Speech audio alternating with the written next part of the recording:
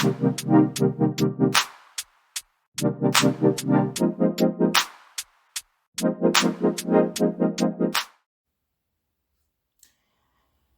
guys, I'm Ez. Welcome to my channel. Hope you're all having a fab day and enjoying the new season's approach. So in this video we will be exploring this tropical, velvety, ruffled, flamey appearing flower.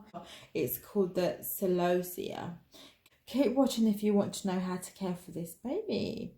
Usually this specific type of Celosia plant is compared to the head of wheat and referred to as coxcomb or a wallflower, and fire as it apparently resembles fire, hence its name, which translates to fire in ancient Greek. It comes in rose pink, white, dark red varieties. It originates from South America, managed to migrate to Africa, West Indies and all over Asia, and cultivated to the rest of the world. In the UK, it is an annual plant, meaning it will blossom annually. In the USA, however, it can survive winter, therefore it is perennial. Interestingly, this plant apparently is edible and widely used on the dinner table, especially in Africa.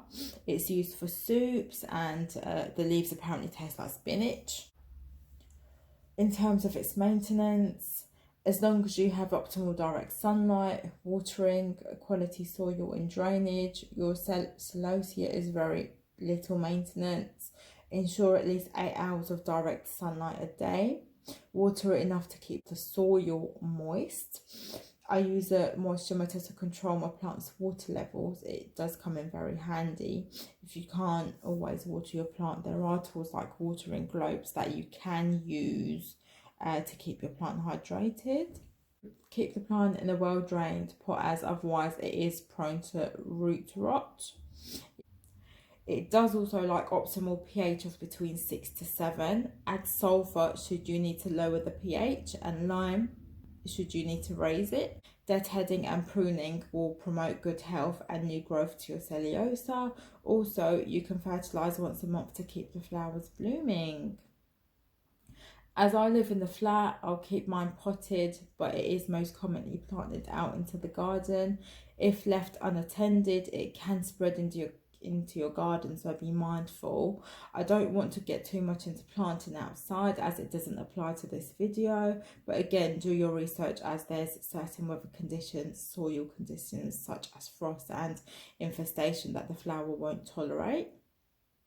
One thing I do actually want to talk about is extracting the seeds from the flowers.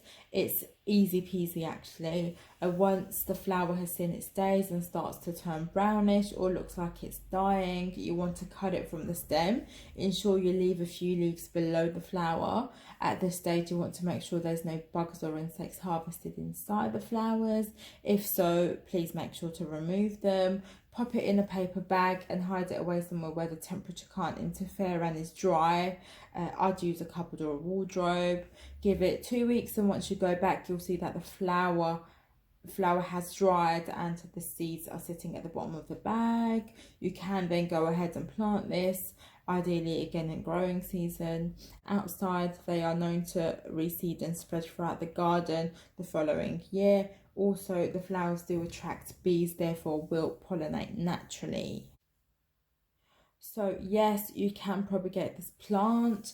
All you have to do is take a cutting, pop it in water, and the roots will grow and regenerate.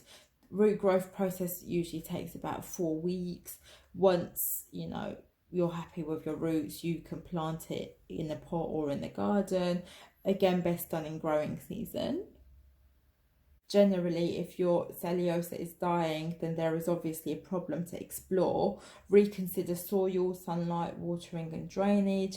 If you feel like you can't save the plant, it is an option to dry them out, extract seeds, just display them or pour them. I mean, it's better than...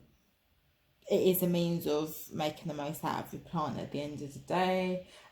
Please do your research prior to managing the plant's pH. You don't want to kill your plant. Thanks all for your interest and watching, guys. Please like, subscribe and drop a comment. Feel free to comment any additional questions, which I will try to answer for you. All the best. Stay safe. Have a lovely day.